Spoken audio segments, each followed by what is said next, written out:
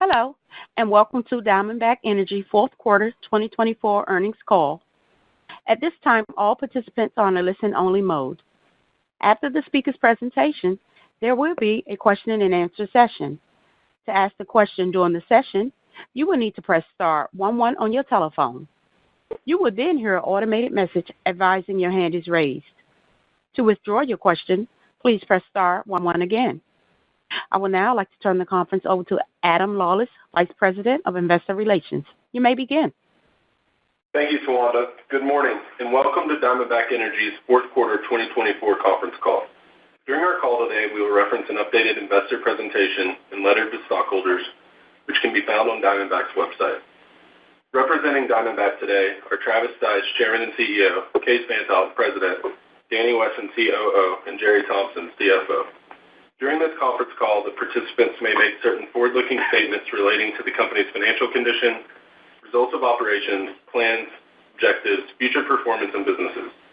We caution you that actual results could differ materially from those that are indicated in these forward-looking statements due to a variety of factors. Information concerning these factors can be found in the company's filings with the SEC. In addition, we will make reference to certain non-GAAP measures. The reconciliations with the appropriate GAAP measures can be found in our earnings release issued yesterday afternoon. I'll now turn the call over to Travis Stice. Thank you, Adam, and welcome everyone, and I appreciate you joining this morning. I hope you find the shareholder letter a meaningful way to communicate, and also, as Adam pointed out, we've got an updated investor deck out there that we can reference during our questions this morning. Operator, if you'll please open the line for questions. Thank you. Ladies and gentlemen, as a reminder, to ask the question, please press star 11 on your telephone, then wait for your name to be announced. To withdraw your question, please press star 11 again. Please stand by while we compile the Q&A roster.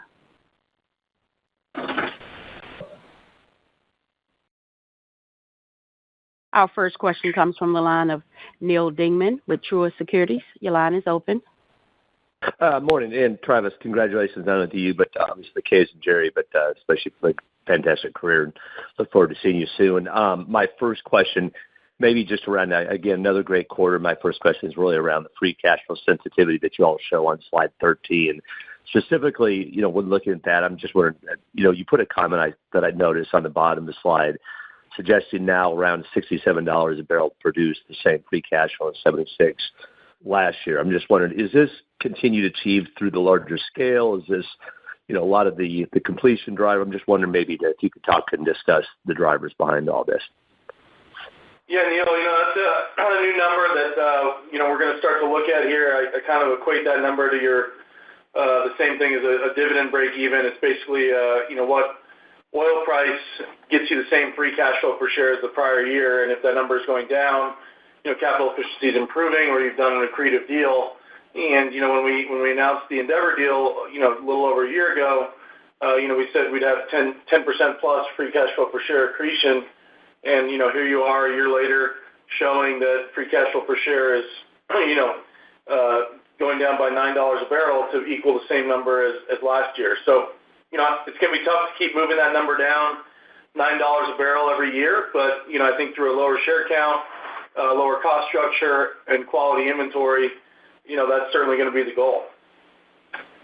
No, great direction. The thing, it just keeps dropping. And then my second question, maybe on your D&C plans, was wondering, can you talk about maybe, I don't know, Kaes, do you look at it completions per simul-frac crew, or, maybe talk, I'm just noticing the amount of completed wells, and, you all talk about sort of 4 to 5 of these simul-fracs. And then secondly, noticed you all continue to complete several more wells than you drill like you did last year. Maybe just discuss that.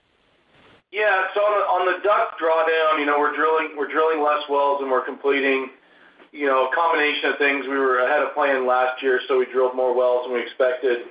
And then we also, acquired a lot of DUCs with the Endeavor deal and a smaller amount with the TRP deal that closed earlier this year. So, there's a pretty significant DUC drawdown planned in the CapEx budget. I would just say if we're ahead of schedule and, CapEx is looking good for the year, we'll probably, reduce that drawdown and drill a few more wells, particularly right now, given that, putting pipe in the ground on the drilling side is almost as cheap as it's been in the last 5 or 6 years. So I think we have flexibility in the plan, but really seeing the efficiencies come through here, right, with drilling over 400 wells with 15 or 16 rigs this year versus last year. Going into the year, we thought we were going to drill 280 wells, Diamondback standalone with 15 or 16 rigs. And then on the frac side, basically the simul-frac fleets are getting about 100 wells per fleet per year. That's kind of up from 80 a year ago. Just continued efficiencies in the field, and that's partly due to the higher pump rate that we've implemented from some of the learnings from Endeavor. And I think we're still looking at ways to push that even higher. We're trying some things that might get us closer to 110, 120 wells per year. It's not in the plan today, but that's some upside that we could accrue to our shareholders. Perfect. Thanks. Look forward to seeing y'all. Thanks, Neil. Please stand by for our next question. Our next question comes from the line of Neil Mehta with Goldman Sachs. Your line is open. Yeah, good morning, and congratulations, Travis, and congratulations, Case. I think one of the takeaways, it seems, from the deck is that, and post the Double Eagle acquisition, is that there might be a pause as it relates to M&A, given that it feels like you've consolidated a lot of the quality positions in the Permian. So, Case, Travis, just love your perspective on that, and if that's the case, how do you think about leaning into the share repurchase program at these valuation levels? Good morning, Neil. Thank you for your comments as well, too. Yeah, we tried to articulate during the announcement of the Double Eagle trade that this was really the last opportunity in the core of the Midland Basin. And, if it in fact is the last opportunity, then there's really not much left on a go-forward basis. So that's our strategy we took advantage of probably what was among the last meaningful assets in the Midland Basin. Yeah, Neil, not saying we're never going to do another deal again, but certainly need to digest here, the quality of the inventory that we have puts us in a really good position to, move more towards, the other side of the capital allocation discussion, which is the share repurchases and, reducing the enterprise value. And, I think at these levels, it's very obvious that share repurchases is a great use of capital. At $70 oil, this business generates $20 a share of free cash flow in 2025. At current prices, that's, essentially a 12.5%, 13% yield. So for us, that's cheap. And, our goal is to continue to make our stock look cheap by improving, per share metrics. And I think that's what we've laid out here with the 2025 plan. Yeah, and Case, on that buyback program, you have a very concentrated shareholder coming out of the Endeavor transaction. So how do you think about maintaining the dry powder for potential sell downs there, and how should the market be thinking about your largest shareholder in general? Yeah, I think the market should realize that we have a long-term patient shareholder in the Stevens family that has known this basin for 45 years and is very, very comfortable with the decision they made in merging with Diamondback. This isn't a private equity investment that has to monetize for fund life. There's a lot of patience from their side, and we have conversations with them just like all of our other shareholders, and they, like our other shareholders, you can see on page 1 of our roster, are encouraging us to lean into our buyback right now because the stock's cheap, and the best use of capital is to buy back our shares. So, lastly, I'd probably say that I think the market's gotten a little ahead of this lockup expirations over the coming months, and in my mind, there's a lot of other ways to reduce ownership that aren't well telegraphed marketed deals, and that's stuff that we're thinking about. I think we have the balance sheet capacity and the free cash flow generation, most importantly, to get creative on that front while still buying back shares in the open market. Thanks, Case. Thanks, Travis. Thank you. Please stand by for our next question. Our next question comes from the line of John Freeman with Raymond James. Your line is open. Yeah, good morning, and remarkable career, Travis, and congratulations, Case, Jerry, on the well-deserved promotions. I just want to start on looking at the midstream budget, the roughly $415 million on the midstream infrastructure budget. Is there anything that's sort of, I don't know, one-time in nature related to either kind of Double Eagle or Endeavor transactions where you kind of either had to put in some infrastructure, facility upgrades, anything like that we should be aware of? Yeah, John, I think, one thing we highlighted is that there is $60 million of midstream CapEx in there, traditional midstream CapEx from the Endeavor water business, EDS. If that business were to monetize, likely into our Deep Blue JV, that would reduce our CapEx burden depending on the timing of that deal. And I think second to that, we have some kind of accelerated environmental CapEx this year and probably a little bit next, but that's to the tune of $60 or $70 million of one time this year. So a couple things going away in the future. I'd say in general we'd like to get that that infrastructure and other budget down to kind of 5 to 7% of total capital from where it is today. And the teams, we've put it in Travis's letter. The teams have already worked on a best-in-class combined facility design that we expect will save us, $1.5 million or 10% or so per facility, and that'll add up over the years as we develop the asset base.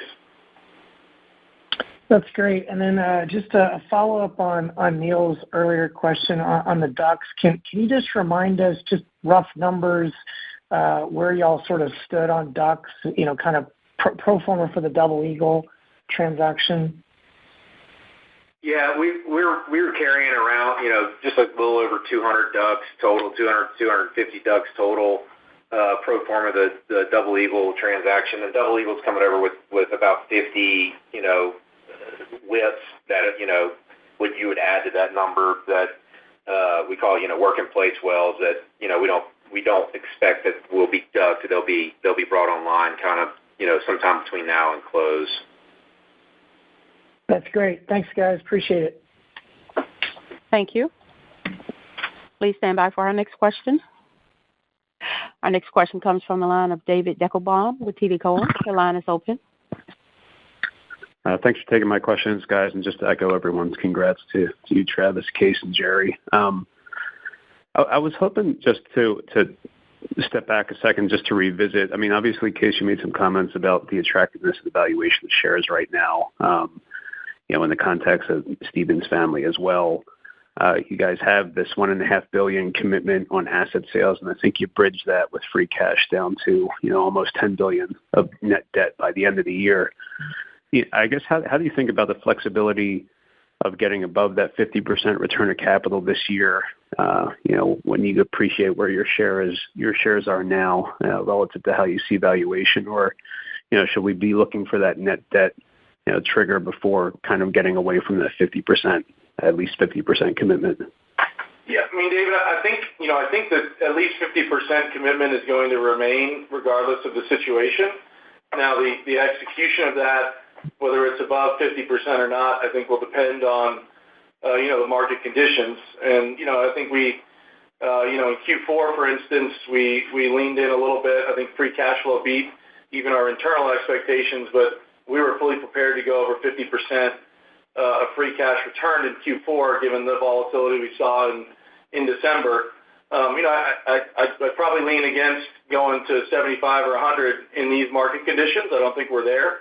I think we got to get these non-core asset sales done and debt down. But we got a lot of levers to pull, and I think if we saw more volatility, than we're seeing right now, we'd be leaning in. I appreciate that.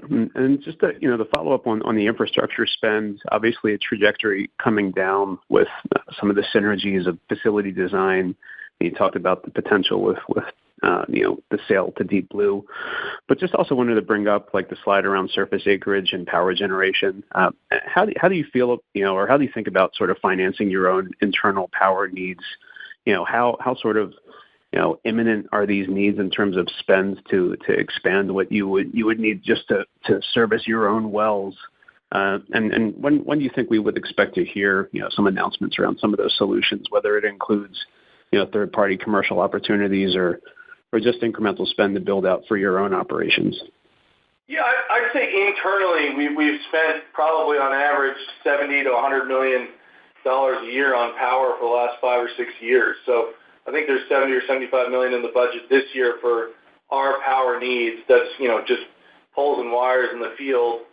I kind of separate that from our power JV we're looking at, and I think there's been a lot of discussions around power in the basin. Obviously we're short power in the basin. I think what we're trying to pull together with a large IPP is can we build a large behind the meter gas power plant in the basin using Diamondback gas, but also having Diamondback receive some of that power back with a hyperscaler or data center operator taking on the lion's share of that power. So that's in the works. We're still confidentially discussing it with the hyperscalers, getting feedback, and I think what separates Diamondback from others in this space is our flexibility and how nimble we are and how quickly we can move to get something done, let alone how much gas we have that needs a better market. So, two separate things, but, we'll continue to build out power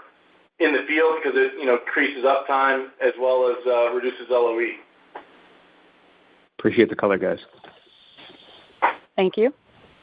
Please stand by for our next question. Our next question comes from the line of Arun Jayaram with J.P. Morgan Securities. Your line is open.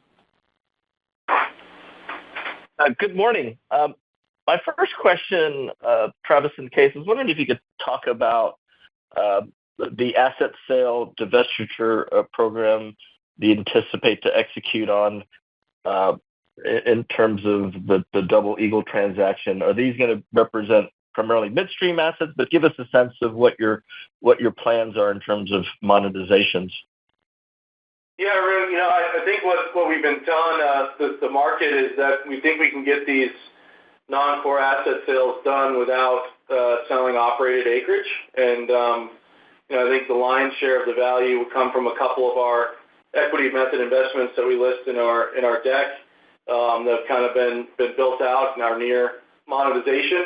And, on top of that, our midstream business that we acquired from Endeavor, the EDS water business, likely, has some synergies to merge into our Deep Blue JV, which is doing very, very well and winning a lot of third-party business in the basin.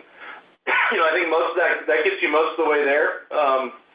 We've started to uncover a lot of assets from Endeavor that we acquired that are all over the country. But the biggest one is probably a sizable non-op position in the Delaware Basin, and that's likely your last kind of monetization candidate to get to that $1.5 billion. Great. And maybe the follow-up, your overall top-down capital efficiency screens quite well relative to our model and the street's expectation in terms of the CapEx per unit of oil output, that metric you mentioned in the shareholder letter. One kind of question is that the CapEx number is accompanied by more, kind of gross tills, and did feel a few questions around what are some of the implications for well productivity as we think about the 25 program versus last year. Yeah, I think overall well productivity is going to be as good as any year this year. We've had a couple pretty banner years the last few years. I think a till number, while a lot of other peers don't even give that number, we put it out there for transparency purposes, but there's a lot of things that can move around in a till number, right? If one 20-well pad is completed on December 30th of last year, does it count for last year or this year? So there's some noise in that number. I think a true run rate, we kind of guided the street to 500 wells a year ish before Double Eagle, and Double Eagle adds about 30 wells a year of development. So I think somewhere in that 525 to 540 wells per year, assuming flat capital efficiency, is kind of an apples to apples number. And I think your other question on capital efficiency, we have posted this dollars of capex per BO produced, and I think that's a number that we want to hold ourselves to in the future. It's going to be tough to replicate the efficiency of 2025 given the DUC drawdown, but that's the mission to the team. I think there's a lot of ancillary capex that's going to come down to replace that, and capital efficiency is going to remain strong, as particularly on a relative basis to where the market is today. Great. Thanks a lot. Thank you. Please stand by for our next question. Our next question comes from the line of Derrick Whitfield with Texas Capital. Your line is open. Good morning, all, and echo everyone's congrats as well. Thank you, Derrick. With regard to the Double Eagle transaction, how should we think about the capital and production impacts from your agreement with Double Eagle to accelerate non-core Southern Midland Basin development? And when would that start to, or could that start to meaningfully impact your financials?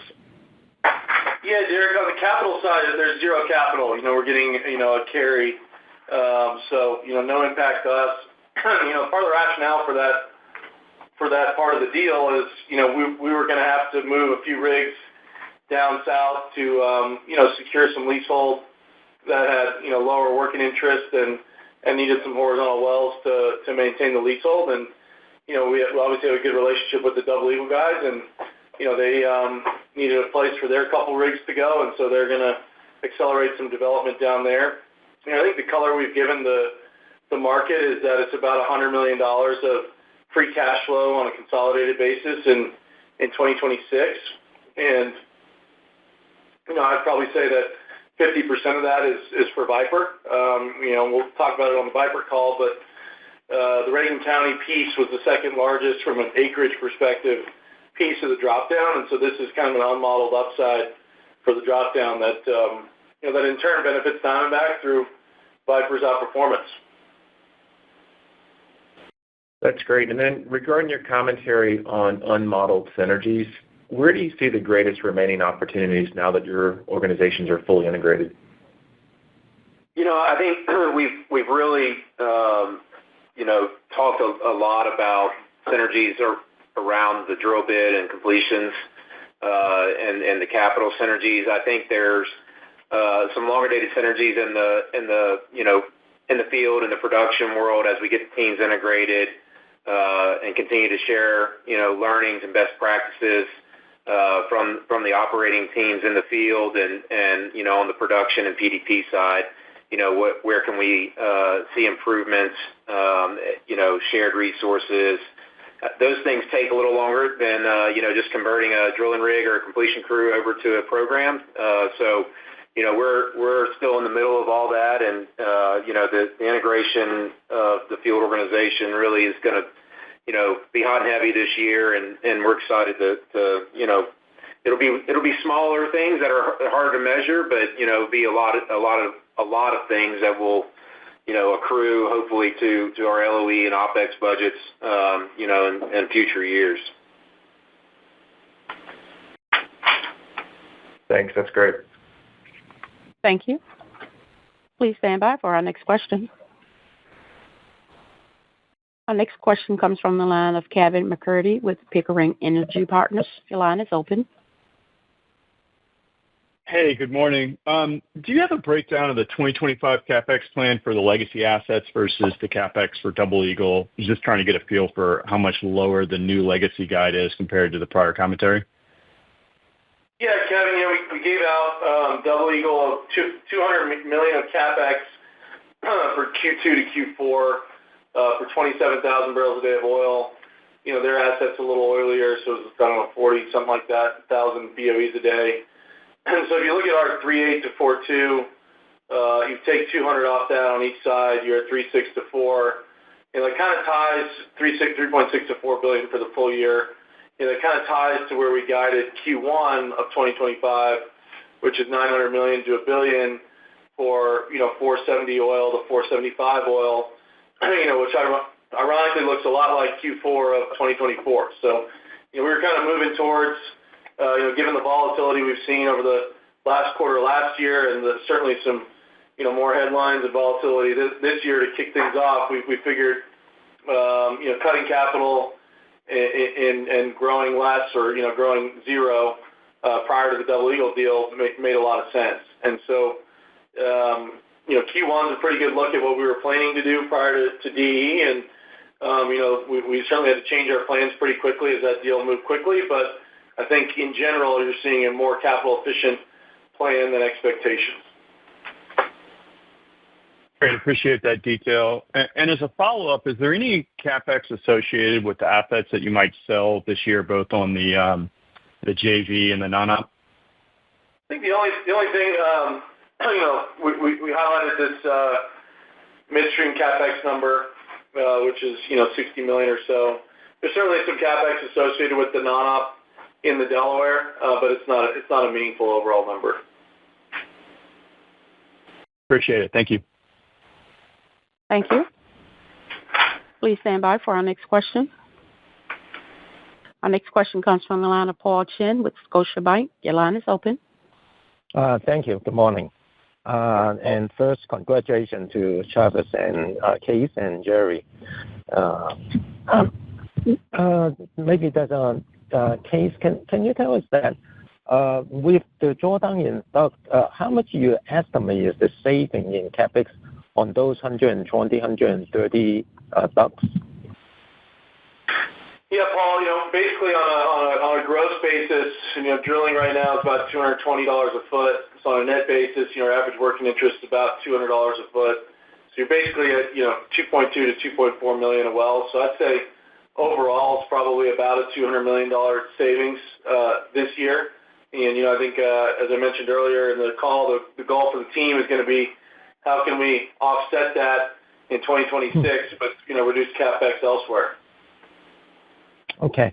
And just curious that the cadence of the program, I mean, if we put Double Eagle aside, should we assume that it's roughly about parade each quarter the same number of wells that are coming on stream? Because when we're looking at the number of wells that you expect to bring, one would have think, given your strong productivity, that production will be somewhat higher than what you guide. So just curious that is there anything we should be aware in terms of the timing of the wells or anything? No, I think we kind of said that 20 wells were brought into this year from last year. Who really knows what's going to happen at the end of this year? But I think this kind of low 500s before Double Eagle wells per year run rate is a pretty good number. With 30 added wells from Double Eagle. But, with a program of 500 wells a year, wells moving forward or backward across the calendar line is not something we, actively think about. Mm-hmm. I see. All right, we'll do. Thank you. Thanks, Paul. Thanks, Paul. Please stand by for our next question. Our next question comes from the line of Leo Mariano with Roth. Your line is open. Hi, guys. I was hoping to dig a little bit more into the Double Eagle, deal here and the synergies. You guys obviously spoke about it a little bit on the call and kind of alluded to some of this in the press release, but clearly FANG is a low-cost operator in terms of being able to drill and complete wells nicely under $600 per foot in the Midland. Do you kind of have a number for those guys in terms of what their kind of run rate was? Just trying to get a sense of the well cost savings over time here. And I'm also going to probably assume that maybe your LOE is also a bit lower than theirs. So I was hoping maybe you could kind of quantify kind of the D&C and LOE numbers there to give us a sense of maybe some potential savings over time. Yeah, for a group known for their land prowess, those guys are actually pretty good operators over there at Double Eagle. They're doing a pretty good job. They were probably in the 625, 650 range. But on a private deal, we're going to model it with our cost structure, and we put that new kind of well cost out last year when we announced the trade. So that's probably the biggest number we put out. I think second to that, because of the adjacencies, we're not going to have to build as much infrastructure to service those assets.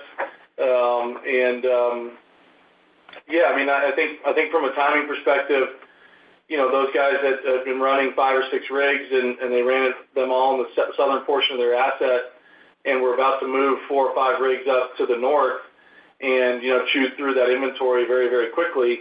And so we decided to move on the deal because, so often in this business you've seen companies buy deals that have high decline curves and have to chase that decline curve with too much capital and too many rigs, and the outcome of that is, inventory duration being shortened rather than lengthened. So we timed it well where, we didn't acquire too much production and instead acquired a lot of upside that, fits in well with our plan over the next 10 years.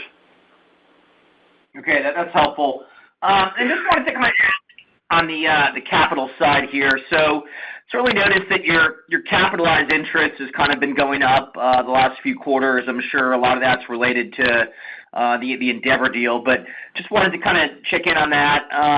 Is the capitalized interest included when you lay out the budget, for 2025 here on the capital side?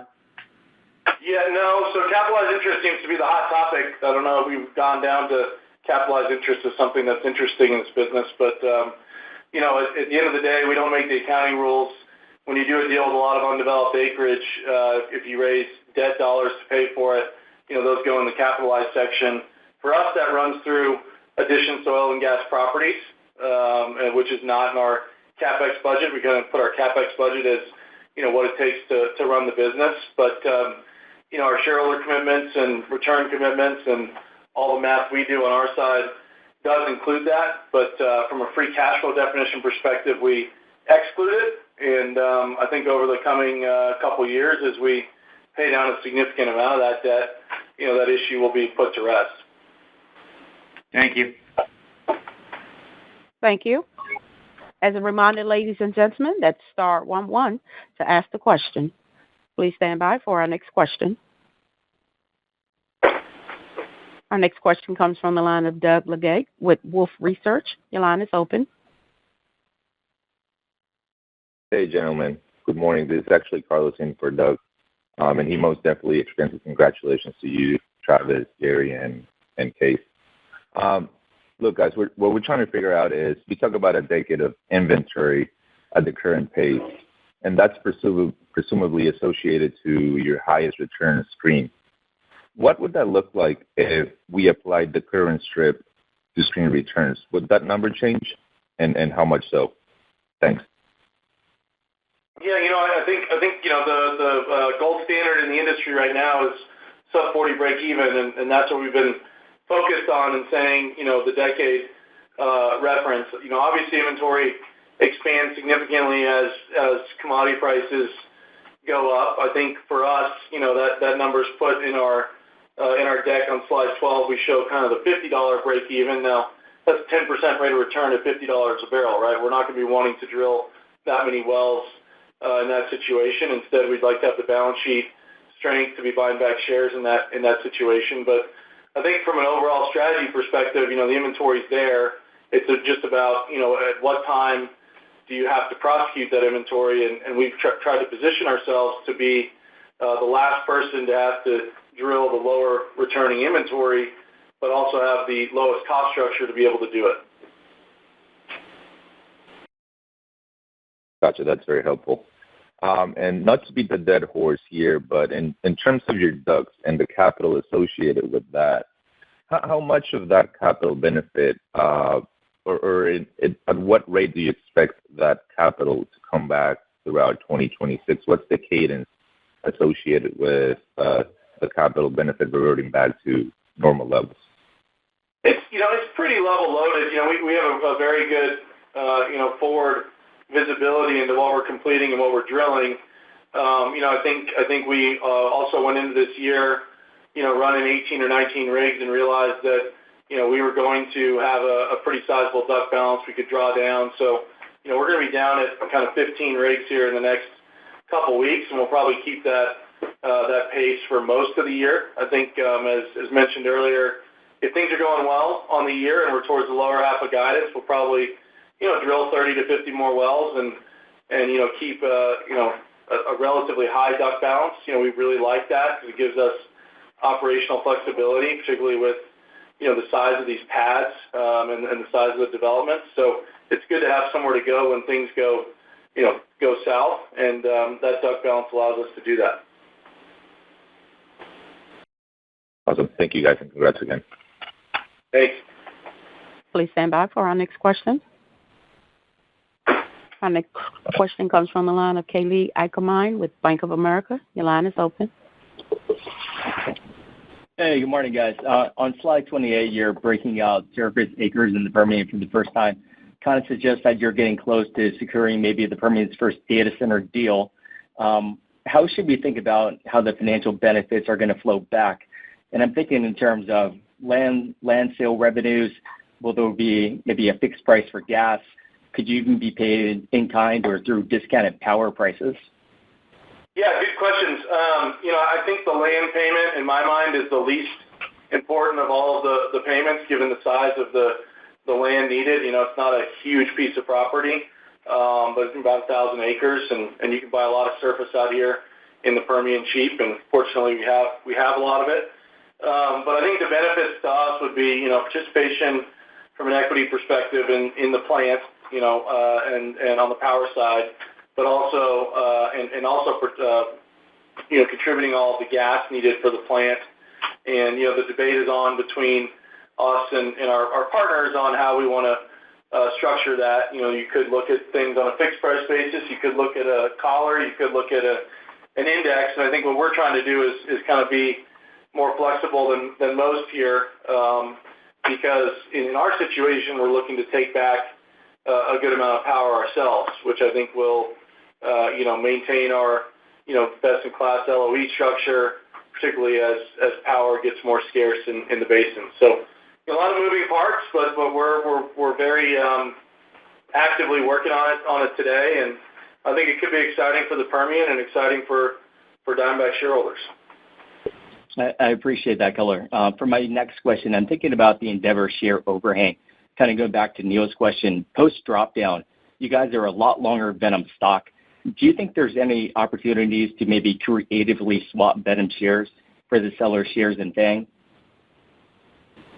Yeah, probably not something I can comment on. But I think Diamondback, from Diamondback's perspective, is happy with our ownership in Venom. I think the stock's had a good run. I think the world's kind of waking up to the value of minerals. And Diamondback has now $7.5-8 billion stake in Venom that I think is truly unique. But we structured that deal because we with as much equity as we did, because we look at debt on a net debt on a consolidated basis, and in our mind it didn't make sense to lever up Viper in exchange for after-tax debt dollars at the parent. So we did a highly equitized trade, but I think from the Diamondback side, gets us back over 50% ownership of Viper and leaves Viper under levered to continue to consolidate its market, because I think that the mineral consolidation will be pretty significant over the coming years relative to upstream. Thanks, Case. Travis, Case, congrats to you guys both. Thank you. Thank you. Ladies and gentlemen, I'm showing no further questions in the queue. I would now like to turn the call back over to CEO Travis Stice for closing remarks. Thanks, everyone, for listening in this morning. Appreciate the attention. If you've got any follow-up questions, please reach out to the numbers provided. Thanks again. Y'all have a great day. Ladies and gentlemen, that concludes today's conference call. Thank you for your participation. You may now disconnect.